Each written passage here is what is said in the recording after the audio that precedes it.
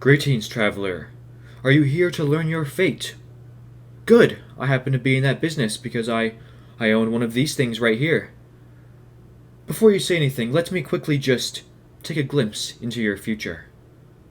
Oh, yes, yes. It says here you want to learn.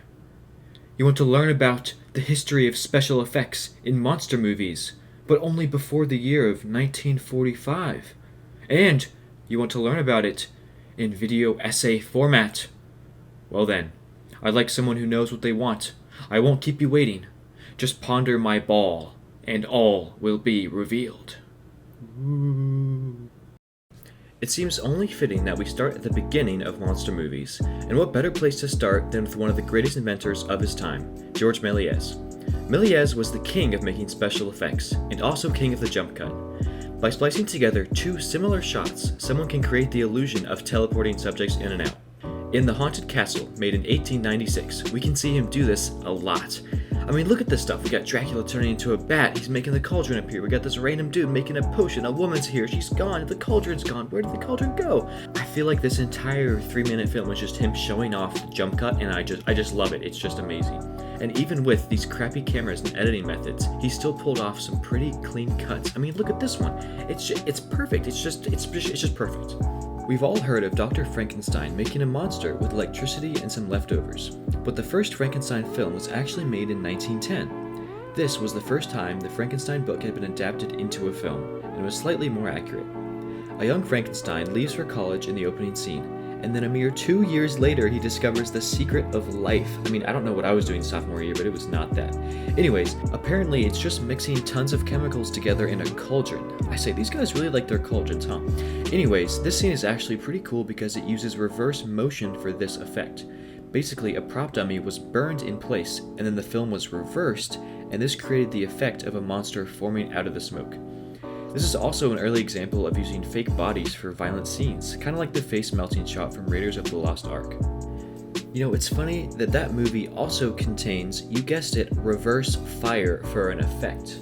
I swear, it's all connected, isn't it? The film itself was only 13 minutes long and contained very little violence or horror. The monster falls in love with his creator's wife, but then in an act of despair, he teleports himself inside a mirror from an earlier scene. Frankenstein discovers him, and then another crazy special effect happens. The monster just disappears.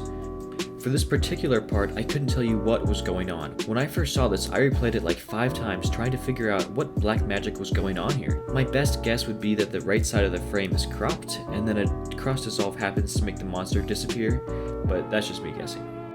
Let's take a break from the smaller monsters and explore something bigger, like the dinosaurs from the 1925 film The Lost World. In a similar story to King Kong, explorers venture out to a faraway island and discover some crazy creatures. The dinosaurs are particularly interesting because they blended stop motion with real scenes through compositing. Compositing is a fancy word for combining, essentially layering different videos one on top of each other. The scene I'm showing you right now actually has this if you look closely. While the dinosaurs are obviously small models, the trees and water are not. This shot is impressive because you can't tell where the stop motion ends and where the setting begins. Another similar effect in this movie was rear projection, where fake backgrounds can blend together with the real foreground. This technique was very common in this period, and would create the illusion of scenes that were much larger than they appeared to be. Another impressive film would be The Invisible Man from 1933. After a scientist turns invisible, he goes on a crime spree, eventually fleeing from the police. What really brings this character to life is the use of something called double exposure. This was done by having an actor wear all black and having a black background behind them. During post-production, the actor and the background would be cut out, only leaving their costume visible. If you look at this scene, you might just notice it. You can see the outline around his clothes. It almost looks like he's in front of a green screen, which in a way he kind of is. I think that using this technique might look a little worse, but it seems so much cooler than the reboot done in 2020. In this version, CGI is used for every scene the Invisible Man appears in. Most of the time, the audience doesn't even see anything. I hope you enjoyed this trip to the past. I think that these early visual effects is what made cinema feel like magic. If not for these examples, film would probably just be another way to show a theater play. So, thank you jump cuts, thank you reverse motion, thank you rear projection and stop motion dinosaurs, thank you double exposure, and lastly, thank you for watching.